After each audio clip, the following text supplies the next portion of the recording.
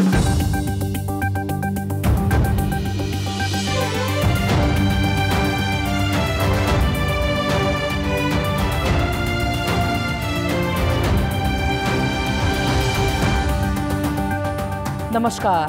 कान्तिपुर समाचारमा स्वागत छ। सुरु गरौं मुख्य समाचारबाट। महामारी स्वास्थ्य प्रणालीले थेग्नै नसक्ने अवस्थामा पुगेको स्वास्थ्य मन्त्रालयको भनाई। सबै प्रकारका यात्रा बन्द गर्न आग्रह। आज एकै दिन 33 संक्रमितको ज्यान गयो। देशभर 5600 संक्रमित थपिए। काठमाडौँका मात्रै आधा भन्दा बढी। चालू आर्थिक वर्षको आर्थिक वृद्धि दर 4% हुने तथ्याङ्क विभागको प्रक्षेपण। गत वर्ष भने 2% भन्दा बढीले ऋणात्मक रहेको निष्कर्ष। भारतमा कोरोनाको फैलावट अघिल्लो वर्षको तुलनामा 4 गुणा बढी रहेको निष्कर्ष। दैनिक संक्रमण 3,86,000 नाग्यो, 3500 को मृत्यु। र नेपाल सुपर लिगमा काठमाडौँ रेजर्स र पोखरा थन्डर्स बीच गोल रहित बराबरी।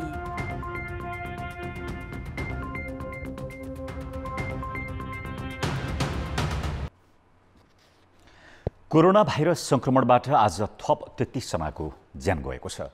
5727 जना नयाँ व्यक्तिमा भाइरस पुष्टि भएको छ।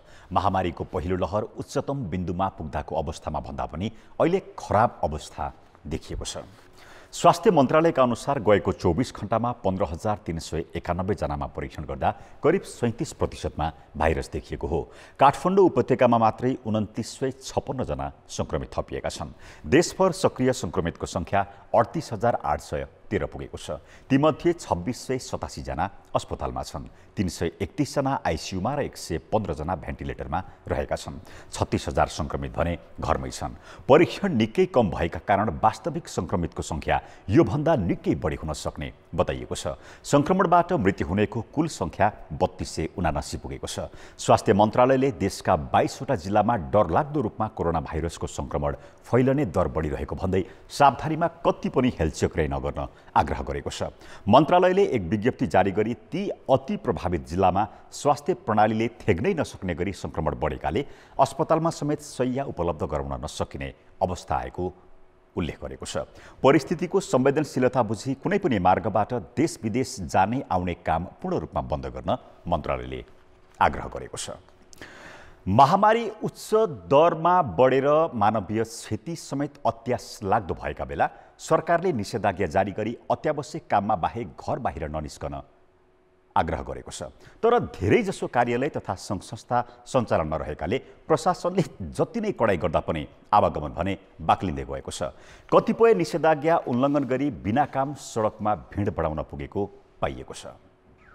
स्वास्थ्य संस्था, फोहोर मैला व्यवस्थापन, बैंक तथा वित्तीय संस्था, सूचना प्रविधि लगायतका कार्यालय सञ्चालनमा रहेकाले यी कार्यालयमा कार्यरत कर्मचारी आवतजावत गर्न पाउँछन्। उनीहरूकै देखासिकीमा सवारी साधन लिएर निस्कने कतिपय व्यक्ति एक दुई स्थानमा प्रहरीको आँखाबाट उम्किए पनि कुनै न कुनै चोक वा गल्लीमा समातिने गरेका छन्। सरकारले जरुरी नपरी घर बाहिर ननिस्कन गरेको आग्रहलाई नमानी हिँड्नेहरूलाई होल्डिङ जोनमा राख्ने र सवारी साधन समेत दिनभर नियन्त्रणमा लिने गरेको छ। हामीलाई बिहान 7 बजीदेखि यहाँबाट रोकिदिएको सर। अब हामी भुटेपछि हाइट पावर खाली गरेर आएको। अब 10 बजेपछि भन्नुभएको छ कहिले यहाँ खान बस्न टोइलेटको व्यवस्था केही छैन। अब हामीलाई बिहानदेखि यहाँ रोकेर राखिदिएको छ सर। अरू जानेलाई जान दिइरहेको छ। अब गुड्ने गाडीहरू हामीलाई मात्रै 15-20वटा जतिलाई रोकेर राखिदिएको छ सर। गाडीमा सामान हालेर लाँदाखेरि घर घर पुर्याउनु पर्यो नि त। घर घर पुर्याउँदाखेरि ढिलो हुन्छ। ढिलो हुँदाखेरि भनेको तोकेको टाइममा त पुर्याउनु सकिँदैन। नसकेपछि चाहिँ अब हामीले ढिलो हुन्छ।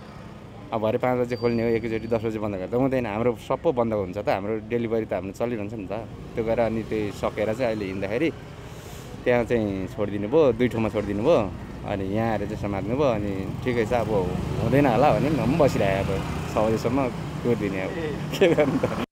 काठमाडौँ जिल्ला प्रशासन कार्यालयले बिहिबार सूचना जारी गरी अत्यावश्यक सेवा तथा वस्तु ढुवानीका साधन, बिरामी तथा कुरुवा, सरकारी कार्यालय, बैंक, वित्तीय संस्था, बीमा संस्थाका कर्मचारी, विमानस्थल जाने आउने यात्रुलाई सवारी पास आवश्यक नपर्ने उल्लेख गरेको छ। सरकारकै कतिपय निकायको समन्वय नहुँदा पनि प्रहरीले कसलाई हिँड्न दिने र कसलाई नदिने भन्ने दुविधा बेहोरेको देखिन्छ। त्यहाँ ब्याङ्क वित्तीय संस्थाहरू खुल्ने, तर सेवाग्राही कसरी आउने भन्ने पनि एउटा म अघि पनि कुरा राखेँ। त्यो पार्टमा पनि हामीले चाहिँ केही निर्णयहरू लिनुपर्ने जस्तो मलाई लाग्छ। त्यसमा केही चेन्जेसहरू आउनसक्छ। आइडी कार्ड देखेपछि उहाँहरू सहजै उनीहरूको मुभमेन्ट भएको छ। अब त्यो कार्ड अब अरू अन्य व्यक्तिहरूले दुरुपयोग गरेको पनि हुनसक्छ होइन। र त्यो पार्टमा चाहिँ अलिकति अब बिस्तारै यसलाई चाहिँ अहिलेको हिजो रबाट निषेधाज्ञा जारी भयो, हिजो र आज 2 दिनको देखिएका के कुराहरू छन्, थप कुराहरूलाई हामी त्यसलाई के अरे परिमार्जन गर्दै जाने छौँ र यसलाई कसरी व्यवस्थापन गर्ने भन्ने पार्टमा हामी सबैसँग चाहिँ सहकार्य गरेर केही नयाँ निर्णयहरू आउन सक्छ। स्वास्थ्य मन्त्रालयले अस्पतालमा बिरामी राख्ने ठाउँ छैन भन्दै हेलचिक्राइ नगर्न चेतावनी दिएको छ। सडकमा भने बाक्लिँदै गएको भिडले सरकारको यो गम्भीर आग्रहलाई व्यवस्था गर्नेको पनि कमी छैन भन्ने देखाउँछ। कान्तिपुर समाचारका लागि क्यामेरामा रूपक कोइराला र हरिशरण तिमल सिन्हाका साथ सुबिन्द्र श्रेष्ठ, काठमाडौँ। दक्षिणी नाकाबाट स्वदेश फर्किनेको संख्या हरेक दिन बढ्दो छ। सीमावर्ती अधिकांश जिल्लामा निषेधाज्ञा जारी भएपछि व्यवस्थापनमा छनै चुनौती थपिएको छ। यही मौकामा यातायात व्यवसायीले यात्रुबाट चर्को भाडा सुल्नेदेखि बाटामै अलपत्र पारेर दुःख दिने काम गरिरहेका छन्।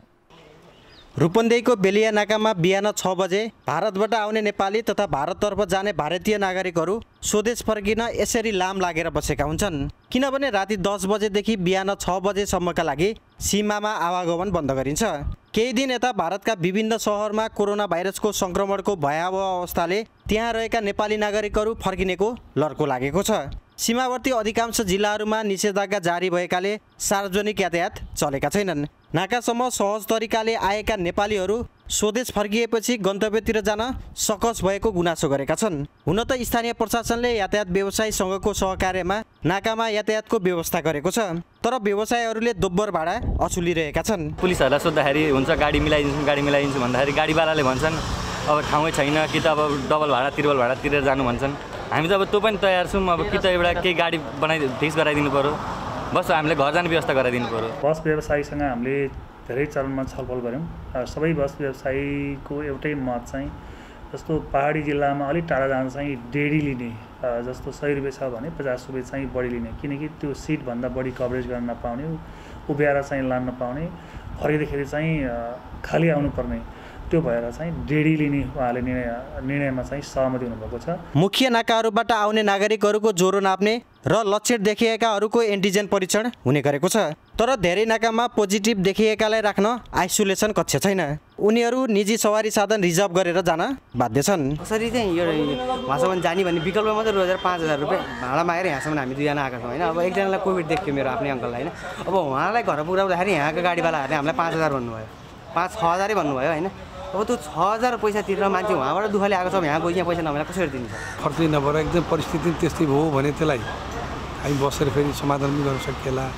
तर भरसक हामीले के भनेको छौँ भन्दा जुन नगरपालिका जो गाउँपालिकाबाट उहाँहरू जानियो त्यसैले चाहिने त्यहीँ गएर चाहिँ उहाँहरू ट्रिटमेन्ट गर्नेदेखि लिएर सारा सम्पूर्ण काम गर्नुपर्छ भनेर हामी भनिरहेको छौँ। बेलैया तथा गोड्डा चौकी नाकाबाट उपचार गर्न भारत गएका सिकिस्त बिरामी फर्किने क्रम बढेको छ। त्यस्ता बिरामीलाई आवश्यक पर्ने कुनै एम्बुलेन्सको नाकामा व्यवस्था छैन। सङ्क्रमित र सङ्क्रमित नभएका सबै एउटै होलमा बस्नुपर्ने बाध्यताले सङ्क्रमणको भय बढेको छ। कान्तिपुर समाचारका लागि महेन्द्रनगरबाट तेज सिंह मुस्कानका साथ भुवन पाण्डे, बेलिया नाका, रूपन्देही। कोभिड-19 को संक्रमण बढेसँगै सगरमाथा आधार शिविरमा बिरामीहरू बढ्दै गएका छन्। आरोहणमा जानेले PCR नेगेटिभ आएको प्रमाण देखाएपछि मात्रै अनुमति पाउँछन्। त्यसैले आधार शिविरमा संक्रमण कसरी फैलियो भन्ने यकिन भइसकेको छैन, न त जोखिम कम गर्न सरकारले नै ध्यान दिएको छ। सगरमाथा आधार शिविरमा बिरामी परेपछि वैशाख पहिलो साता काठमाडौँ फर्किएका एक विदेशी नागरिकमा PCR पोजिटिभ देखियो।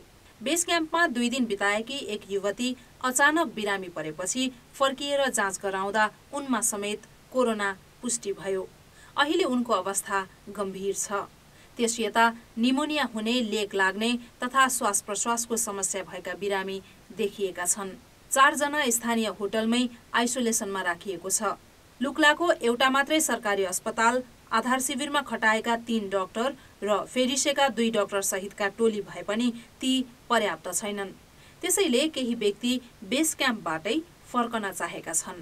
एभरेज सिजन पनि कोरोना छिर्यो भन्ने खबर हामीले पनि पाइरहेका छौँ। भनेर अलि त्रसित अवस्थामा चाहिँ क्लाइन्टहरूले फोन गरेको अवस्था छ। अनि मैले उहाँलाई भनिराखेको र अहिले फेरि आफूलाई पनि लागेको कुरा चाहिँ अब यो केस भए नहुन दिनुको लागि यो एकदम सुरुवातको केस छ। हामी सबै कन्सियस हुनु जरुरी छ, जिम्मेवारी हुनु जरुरी छ र सरकारले चाहिँ कमसेकम स्थानीय सरकारसँग कोअर्डिनेट गरेर त्यहाँ PCR रिपोर्ट चाहिँ नि टेस्ट गर्ने व्यवस्था गरिदियो भने बेटर हुन्छ। यसपालि आरोही र सहयोगीको संख्या बढी भएकाले भवितव्य आइपरे उद्धारमा समेत कठिनाई हुने जोखिम छ। यो सिजनमा सगरमाथा आरोहणका लागि अहिलेसम्मकै धेरै अर्थात् 42 वटा टोलीका 394 जनाले अनुमति लिइसकेका छन्। अन्य हिमाल आरोहणका लागि थप 328 जनाले अनुमति लिएकाले यी सबै र सहयोगी सहित हाल 4000 जना जति बेस क्याम्पमा छन्। अहिले म सगरमाथा आदर्श शिविरमा छु र म यताको आजको 3 दिन हुन्छ। योभन्दा अगाडि म अन्नपूर्ण हिमाल आरोहण गर्ने क्रममा थिएँ। कुनै क्याम्पमा 1-2 जना भेटेको कुरा चाहिँ आयो र उहाँहरूलाई काठमाडौँ लगेर आइसोलेसनमा राखिएको कुरा पनि भेटियो। PCR नेगेटिभ आएको प्रमाणपत्र पेश गरेर मात्र आरोहण अनुमति पाउने भए पनि आधार शिविरमा कसरी संक्रमण फैलियो भन्ने यकिन छैन। संक्रमणको जोखिम कम गर्न काम भइरहेको पर्यटन विभागको दावी छ। एउटा गाउँमा भएको छुट्टा छुट्टै घरहरू जसरी व्यवस्थित गरिन्छन्, बेस क्याम्पमा पनि ती छुट्टा छुट्टै टेन्टहरू त्यसै गरी व्यवस्थित भइरहेछन्। आजको मितिसम्म हामीले गरेको व्यवस्थापनले हामी सेटिस्फाइड छौँ। भोलि भविष्यमा कुनै पनि अप्ठ्यारो नहोस् भनेर हामी पनि सचेत छौँ। त्यस्तो थप क्रिटिकल अवस्था आयो भने हामीले आउन पनि सक्छ, आयो भने कसरी जाने भन्ने विषयमा निरन्तर छलफल पनि गरिरहेछौँ।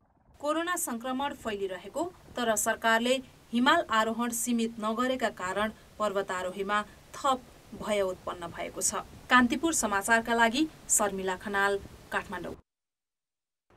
अब बाँकी समाचार। सत्ता समीकरणमा निर्णायक मानिएको जनता समाजवादी पार्टी जसपाका पनि स्पष्ट द्विधार सतहमा आएका छन्। अध्यक्ष महन्त ठाकुरलाई थाहै नदिई अर्का अध्यक्ष उपेन्द्र यादवले लुम्बिनी प्रदेशका 4 जना सांसदलाई बर्खास्त गरेपछि 2 फरक धारको अभ्यास सुरु भएको हो।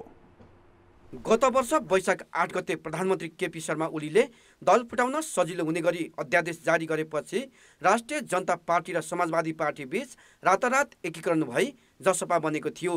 अहिले फेरि त्यही जसपाभित्र प्रधानमन्त्री ओलीलाई समर्थन गर्ने कि नगर्ने भन्नेमा मतभेद चर्किँदै जाँदा पार्टी विभाजन उन्मुख हुन पुगेको छ। लुम्बिनी प्रदेश सभाका 4 सदस्यलाई जसपा अध्यक्ष उपेन्द्र यादव खेमाले गरेको कारबाहीलाई लिएर अर्का अध्यक्ष महन्त ठाकुर पक्ष निर्वाचन आयोगको ध्यान आकर्षण गराउन पुगेको छ। प्रदेश सभालाई पनि पार्टीको बैठक नै नबसेको र कारबाही पनि नगरेको जानकारी पठाएको छ। यी 2 धारका काम कारबाहीले अब पार्टी सग्लो नहुने प्रश्न देखाएको छ। ओलीको पक्षमा अथवा ओलीको विपक्षमा ध्रुवीकरण भइरहेको अवस्था तपाईँ देखिरहनु भएको छ।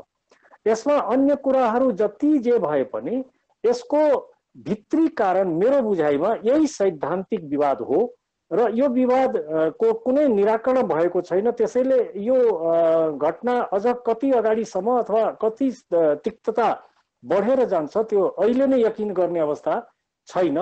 यादव पक्षले भने प्रदेशका मन्त्री बन्न पुगेका 4 सांसदलाई बहुमतको निर्णयले कारबाही गरिएको दाबी गरेको छ। तर अर्का अध्यक्ष ठाकुरले पार्टीको बैठक नै नबसेको अवस्थामा एकपक्षीय निर्णय कार्यान्वयन नहुने बरु पार्टीलाई नै विभाजनतर्फ ढकेल्ने बताएको छ। पार्टीले वैधानिक तरिकाले बहुमत सदस्यको उपस्थितिमा सरसम्मतले निर्णय गरेर चाहिँ पार्टी सदस्यताबाट र चाहिँ प्रदेश सभा सदस्य दुईटैबाट निष्कासन गरेको प्रश्न छ। त्यो वैधानिक प्रक्रिया हो र वैधानिक तरिकाले निष्कासन गरिएको हो। यसमा कसैले मेरो चित्त बुझिया छैन भने त्यसको लागि अदालत खुल्ला छ। वास्तवमा पार्टीको कुनै निर्णय पनि भएको छैन, बैठक पनि भएको छैन। घरै घरै माइन्युट घुमाउने काम भएको छ पहिलो कुरा। दोस्रो कुरा, कति साथीहरू 2टा माइन्युट गरिएको छ, एउटा 6 गते एउटा 14 गते। त्यसो त पार्टी एकीकरणको वर्ष बितिसक्दा आन्तरिक किचलोका कारण जसपाले 7वटा प्रदेश र जिल्ला तहको समायोजन टुङ्ग्याउन सकेको छैन, न त संसदीय दलको नेता नै चयन गर्न सकेको छ। बरु नयाँ सरकार गठनमा निर्णायक ठानिएको जसपा आफै विभाजनको सन्निकट पुग्दा मुलुकको राजनीति थप अन्यलपूर्ण बनेको छ। कान्तिपुर समाचारका लागि बाबुराम तिमल सना र दशरथ राई, काठमाडौँ। नेपाली कांग्रेसका सभापति शेरबहादुर देउवाले बहुमत नपुग्दा वैकल्पिक सत्ता समीकरण बन्न नसकेको बताएका छन्। आफ्नै निवास बुढानीला कण्ठमा आज सञ्चारकर्मीसँग कुरा गर्दै सभापति देउवाले वैकल्पिक सरकार गठन गर्ने निर्णय पार्टीले यसअघि नै गरे पनि बहुमत नपुगेको बताए। अविश्वास प्रस्ताव पारित नभए फेरि 1 वर्ष प्रस्ताव ल्याउन नपाइने भएकाले संख्या पुग्ने निश्चित नहुँदासम्म प्रस्ताव अघि नबढ्ने उनको भनाइ छ। मेरो पार्टीले नि कांग्रेसको नेतृत्वमा चाहिँ वैकल्पिक सरकार बनाउने निर्णय गरेको छ नि, पहल गर्ने भनेकै छ। तर संख्या पुग्नुपर्छ। यहाँ त संख्या नपुग्ने का चाहेर हुन्छ, प्राइभेट हुन चाहन्छ भने प्राइभेट हुन्छ। एउटा पैसा पत्ता दर्ता गरिसकेपछि फेल भए पैसा जल्दी पाइँदैन। यसपछि एमसिसी मेरो बेला मात्रै आएको होइन, मेरो बेला यति भएको कि चाहिँ क्याबिनेट डिसिजन गरेर सिग्नेचर गरेर मैले पठाएको हो हाम्रो मन्त्रीजीलाई अमेरिकामा। त्यति कुरा हो। उनले अमेरिकी सहयोग सम्झौता एमसिसी विगतकै सरकारले अघि बढाएको परियोजना भएकाले यसलाई रोक्न नहुने बताएका छन्। सभापति देउवाले सरकारकै कमजोरीका कारण कोरोना संक्रमणको स्थिति भयावह भएको आरोप समेत लगाएका छन्।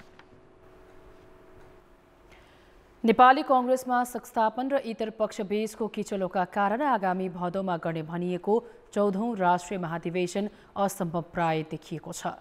समयमै महाधिवेशन सम्पन्न गर्न सुरुदेखि नै चासो नदेखाएका सभापति शेरबहादुर देउवालाई अहिले फेरि महाधिवेशन धकेल्ने बहाना महामारी बनेको छ। शुक्रबार आफ्नै निवासमा आयोजित पत्रकार भेटघाटमा पनि सभापति देउवाले भदौमै महाधिवेशन गर्नुको विकल्प नरहेको बताए। विकल्प के छ नेपालको संविधान अनुसार त हुनैपर्छ कुनै हालतमा पनि।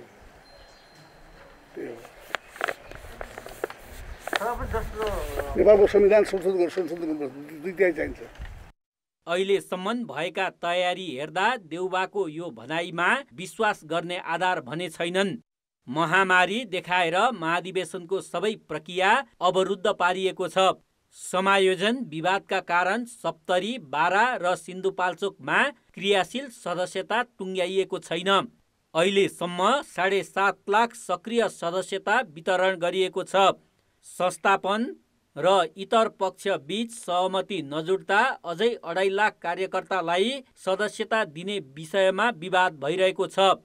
नेपाली कांग्रेस जस्तो लोकतान्त्रिक पार्टीले विधि व्यवस्था अनुसार पार्टी सञ्चालन गर्न सकेन भने यसमाथि धेरै प्रश्नहरू उठ्न सक्छन्। यो कुनै एउटा नेताको सुप्रिम अथोरिटीले कन्ट्रोल गरेको पार्टी होइन। यो चाहिँ कुनै अधिनायकवादी कम्युनिस्ट पार्टी होइन। यो चाहिँ विशुद्ध लोकतान्त्रिक पार्टी हो। यो लोकतन्त्रको निम्ति जन्मिएको, निरन्तर लोकतन्त्रका निम्ति सङ्घर्ष गर्दै आएको पार्टी हो। यसले आफ्ना विधि व्यवस्थालाई पूर्ण रूपमा कार्यान्वयन गरेर आफैलाई चलाउन सक्दैन भने यसले देशमा लोकतन्त्रलाई कसरी संस्थागत गर्न सक्छ? पार्टीको वैधानिकता जोगाउन कांग्रेसले आगामी भदौमा महाधिवेशन गर्नै पर्ने बाध्यता छ। तर यस जटिलताका बीच महाधिवेशन कसरी गर्ने भन्ने बारे पार्टीभित्र छलफल नै भएको छैन। निर्धारित समयमै महाधिवेशन गर्न चासो नदेखाएकै कारण कांग्रेस संवैधानिक रूपमा सङ्कटमा पर्दै गएको छ। यो स्थितिमा विशेष अधिवेशन गरी सङ्कट फुकाउने र अहिलेकै केन्द्रीय समितिलाई मान्यता दिने गरी औपचारिकता पूरा गर्ने विकल्पमा पनि बहस हुन थालेको छ। तर आफूलाई लोकतन्त्रको पहरेदार दाबी गर्ने कांग्रेस नेतृत्वले संविधान र कानुनका छिद्र खोजेर पद जोगाउन खोज्नु चाहिँ अमिल्दो देखिन्छ। कान्तिपुर समाचारका लागि क्यामेरामा विनोद कोजुका साथ पर्वतराज घिमिरे, काठमाडौँ। दल र नेताहरूले नै चुनावका बेला गुण्डा र आपराधिक समूह प्रयोग गरेको आरोप त विगतमा पनि लाग्दै आएको थियो। अब त आपराधिक पृष्ठभूमिका व्यक्ति नै मूलधारको राजनीति मार्फत राज्यका उपल्ला पदमै पुग्न थालेका छन्। नाम राजीव गुरुङ उर्फ दीपक मनागे। मुद्दा ज्यान मार्ने उद्योग। मिति 2064 कार्तिक 16 गते। यो आपराधिक गतिविधिका समाचारमा पटक पटक देखिने तस्बिर हो। फेरि हेर्ने हो भने दीपक मनागेमाथि 2059 सालदेखि 2075 सालसम्म ज्यान मार्ने उद्योगदेखि अवैध आर्जनसम्म गरेर 11 पटक मुद्दा चलेका छन्। यो सिलसिला उनी 2074 को प्रदेश सभा निर्वाचनबाट सांसद भएपछि पनि जारी रह्यो। राज्यका लागि सुरक्षा चुनौती बनेका उनै मनागे बिहिबारबाट गण्डकी प्रदेशमा युवा तथा खेलकुद मन्त्री राजीव गुरुङ भएका छन्। राजनीतिक खेल यसरी अघि बढ्यो कि मुख्यमन्त्री पृथ्वी सुब्बा गुरुङका लागि मनागे मन्त्री परिषदमा नभई नहुने सारथी बने। सधैँ जसो डन र गुण्डाको आरोप खेप्दै आएका मनाङ्गे अब आफै शान्ति, सुरक्षा र विकास सम्बन्धी नीति निर्देशन र निर्णयमा सही गर्ने ठाउँमा पुगेका छन्। इभन तपाईका मै हुँ भन्ने ठुल्ठुला जो नेताहरू छन् नि अहिले एयरपोर्टमा होल गभर्मेन्ट मसिनरी उनीहरूले प्रयोग गरेका छैनन् कि स्मग्लिङ गर्नको लागि। केही बाँकी छ जस्तो मलाई चाहिँ लाग्दैन। अब यो पोलिटिकल जुन किसिमको राज्य सत्ता सञ्चालन गर्ने व्यक्तिहरूले राज्य सत्ताभन्दा पनि तपाईँको आफ्नो स्वार्थमा आपराधिक समूहहरू बनाएर राज्यको प्रोडक्सनमा अपराध चाहिँ एकदमै फस्टाएर गइरहेको छ जस्तो देख्छु म त। त्यसो त आपराधिक पृष्ठभूमिका पात्रहरूलाई सत्तामा पुर्याइएका दीपक पहिलो पात्र होइनन्। काङ्ग्रेसबाट मन्त्री भएका मोहम्मद अफ्ताब आलमदेखि सद्भावना पार्टीका सञ्जय शाह अहिले पनि कारागारमा छन्। यस्तै पृष्ठभूमिका गणेश लामादेखि अन्य कयौं यस्ता पात्र छन्। सबैका आपराधिक गतिविधि राजनीतिले छोपिएको छ। यसले राजनीतिबाट निष्ठा र आदर्श हराउँदै गएको देखाउँछ। नहुने होइन, पहिला पनि भएकै हो, तर पहिला कन्ट्रोलिङ एउटा एक किसिमले चाहिँ कन्ट्रोल कुनै ठाउँबाट चाहिँ कन्ट्रोल हुँदै आएको थियो, तर अब कन्ट्रोलको त्यो उपाय नै भएन। राजनीतिमा अपराधीकरण हाबी हुँदा दल र तिनको नेतृत्वमा जनताबाट विमुख हुँदै गएको र स्वार्थ समूहहरू हाबी भइरहेको प्रश्न हुन्छ। अझ विगतमा संरक्षण मात्रै दिए पुग्ने पात्रहरूलाई अहिले सत्ता नै सुम्पिनुपर्ने अवस्थाले मूलधारको राजनीतिले सत्तामा आफ्नो नियन्त्रण गुमाउँदै गएको त होइन भन्ने प्रश्न उब्जाएको छ। कान्तिपुर समाचारका लागि रमेश धमला, काठमाडौँ।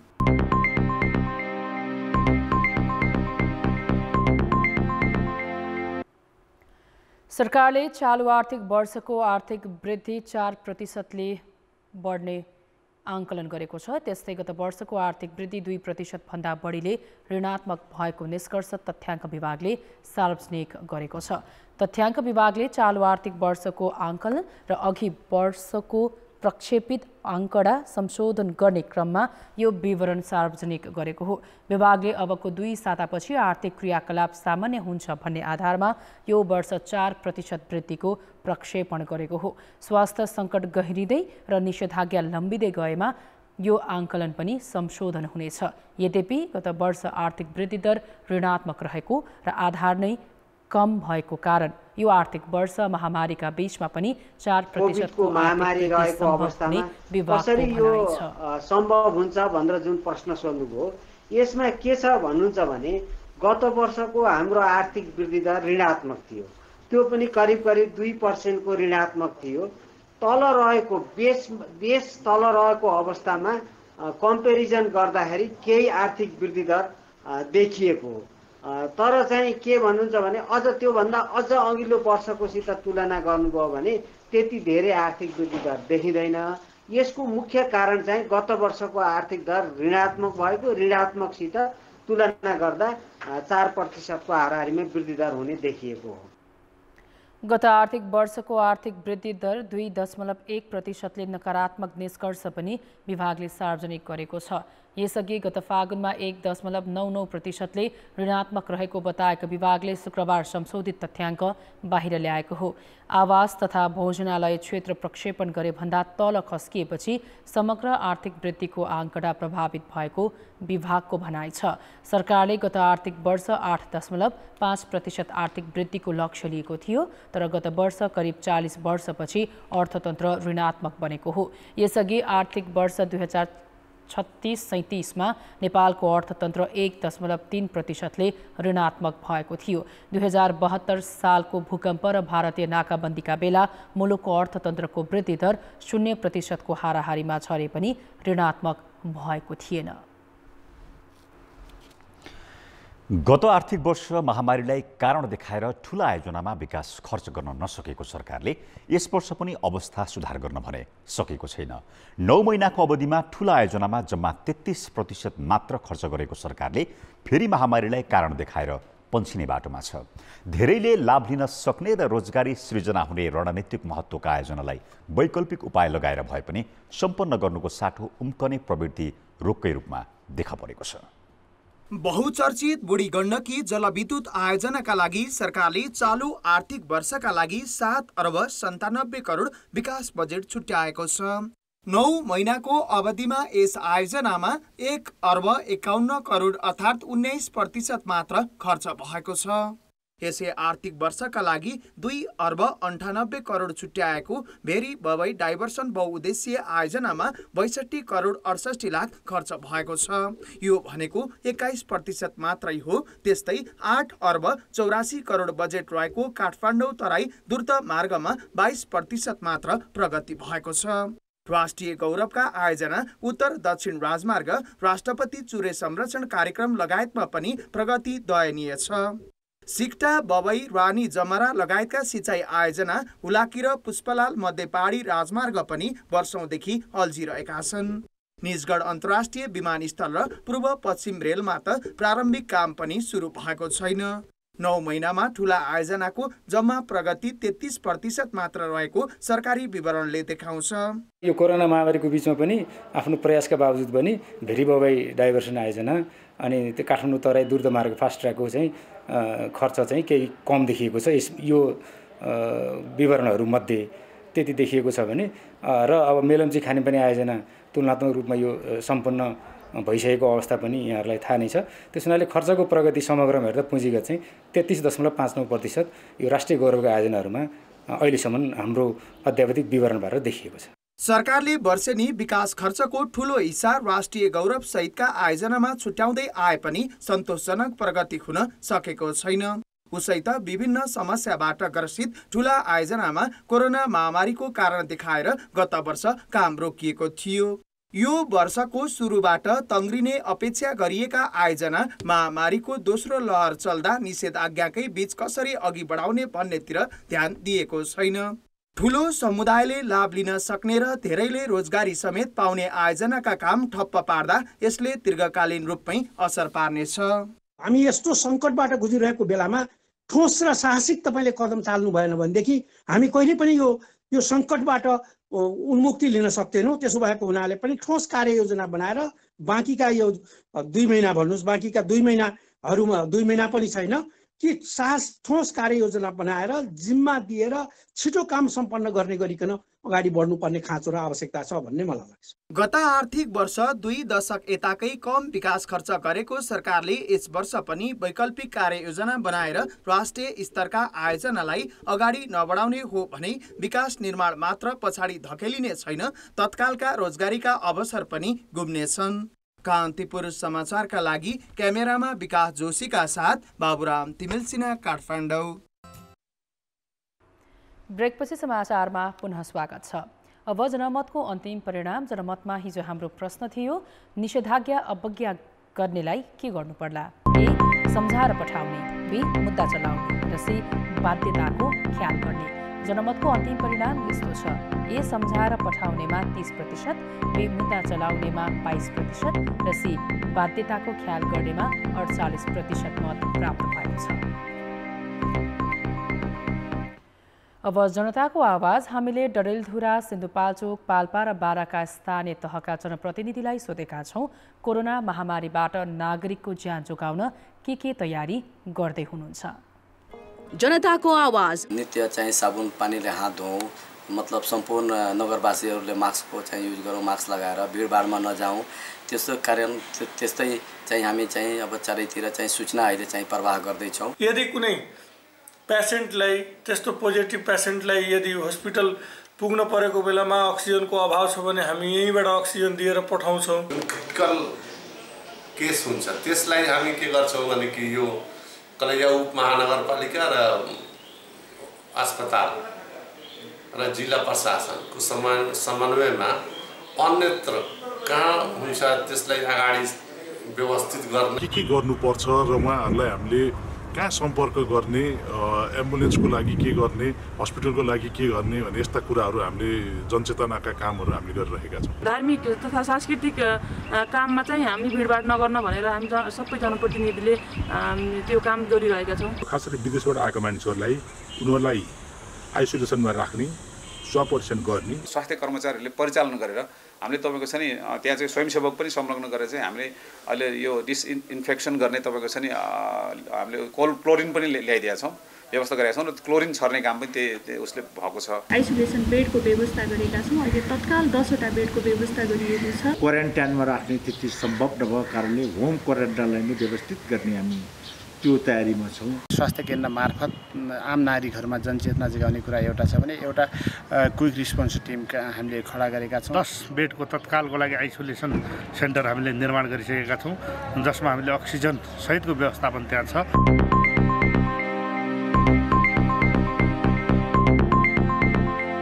खेलकुद समाचार।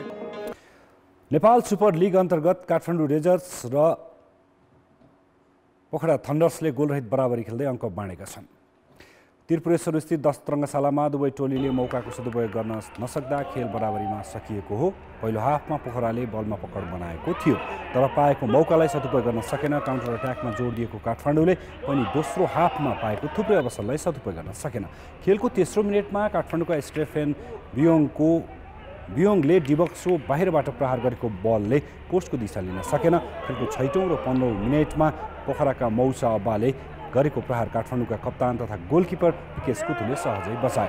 55औं मिनेटमा आयुष कलानको डिबक्सभित्रबाटको प्रहार बाहिरिएको थियो। 71औं मिनेटमा काठमाडौँका मौसेके ओलुमौको पेनाल्टी क्षेत्रको नजिकबाटै प्रहार गरेको फ्री किक पनि पोस्टको माथिबाट गएको थियो। खेलको 80औं मिनेटमा काठमाडौँका मौसेकेले गोलको अवसर खेर फाले। पोखराका गोलकिपर दीप कार्की बिट भइसकेको अवस्थामा उनको प्रहार पोस्ट नजिकैबाट बाहिरको थियो। यस्तै खेलको इन्जुरी समयमा पोखराका प्रवीण स्याङतानले गोल गरेका थिए, तर अफसाइड पोजिसनमा रहेपछि केचा यानिकको फ्री किकमा उनको हेडर गोलले मान्यता पाएन। यस बराबरीसँगै पोखराले 3 खेलमा 4 अङ्क जोडेको छ। काठमाडौँले पनि 3 खेलमा 4 अङ्क नै बनाएको छ। अब जनमतमा आजको प्रश्न। जनमत। निषेधाज्ञाका बीच पनि खेलकुद प्रतियोगिता जारी राख्नुलाई के भन्नुहुन्छ? ए. खेल बचाउने प्रयास, बी. जोखिमको व्यवस्था र सी. व्यवसायीको दबाव। जनमतको अन्तिम परिणाम भोलि साँझ 8 बजेको कान्तिपुर समाचारमा प्रसारण गर्नेछौँ। कृपया NEWS news space A, B वा C टाइप गरी 34001 मा SMS गरी आफ्नो मत व्यक्त गर्नुहोला।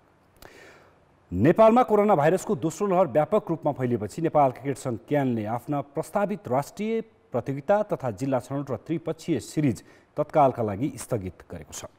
क्यानले विज्ञप्ति मार्फत अर्को सूचना जारी नहुँदासम्मका लागि सबै प्रतियोगिता स्थगित भएको जानकारी दिएको छ। क्यानले घरेलु मैदानमा नामिबिया र तान्जानियालाई बोलाएर 1 दिवसीय र T20 सिरिज गर्ने योजना बनाएको थियो। सरकारले लकडाउन गरेपछि खेलकुद गतिविधि पनि बिस्तारै बन्द हुँदैछन्।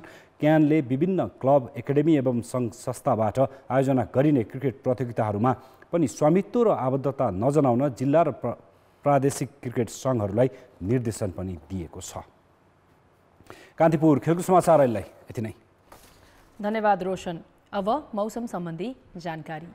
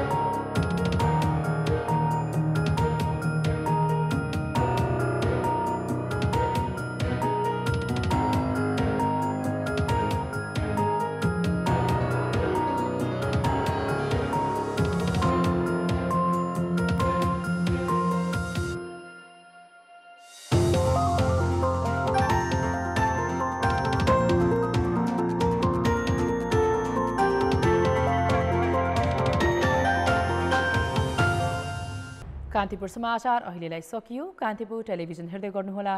नमस्कार।